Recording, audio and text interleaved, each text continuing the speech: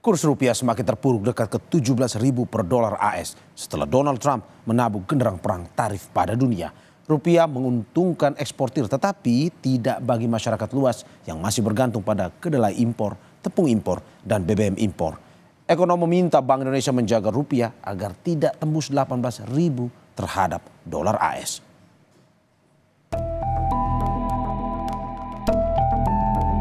Kurs rupiah terhadap dolar Amerika Serikat semakin melemah setelah Presiden Amerika Serikat Donald Trump menggetok tarif barang impor asal Indonesia sebesar 32%. Di bank swasta, rupiah sudah nyaris tembus 17.000. Rinciannya, kurs jual BCA 16.950 dan OCBC NISP bahkan sudah 16.993. Tidak jauh berbeda. Rupiah di perbankan BUMN juga bernasib sama. Di Bank Mandiri 16.700, tetapi ini kurs 27 Maret atau sebelum tutup libur Lebaran. Kemudian BNI 16.995 pada 6 April dan Bank Rakyat Indonesia atau BRI 16.940 pada 7 April. Yusuf Kala, Wakil Presiden era Susilo Bambang Yudhoyono dan Joko Widodo bilang, meski lemah, rupiah justru menguntungkan eksportir. Ya itu bahwa pengaruh mata uang dolar kurs itu ya mungkin sampai 17 saja. Tapi sekali lagi saya nilai tukar yang melemah itu ada positifnya, ada negatifnya. Negatifnya tentu bagi importir, kita membeli barang itu akan lebih mahal dari luar. Tapi bagi eksportir akan mendapat rupiah lebih banyak.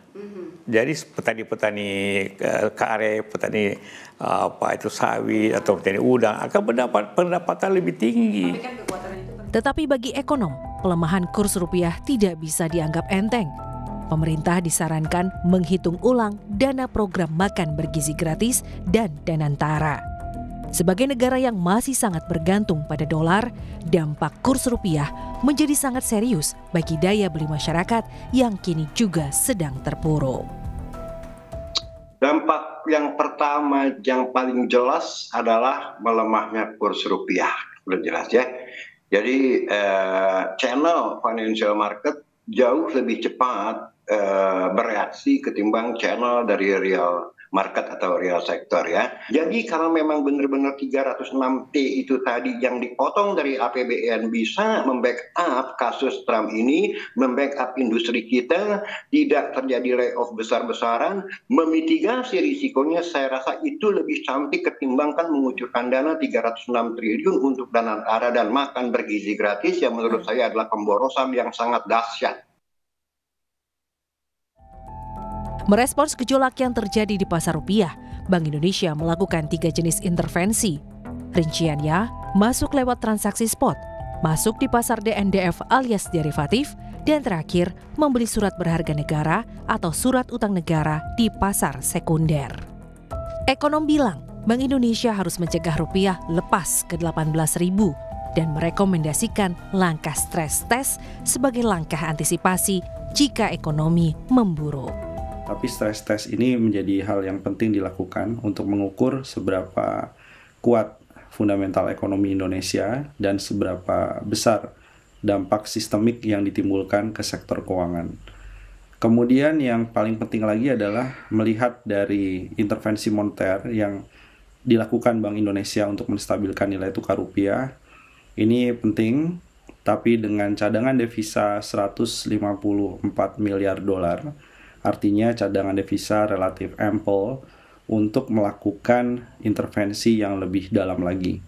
Sehingga cadangan devisa mungkin akan menurun dalam beberapa saat ke depan, tapi rupiah bisa dijaga setidaknya tidak melebihi level psikologis 18.000 per dolar Amerika Serikat. Karena level psikologis 18.000 per dolar ini akan memberikan tekanan pada importir, tekanan pada produsen yang akan diteruskan kepada konsumen dan berisiko menjadi imported inflation.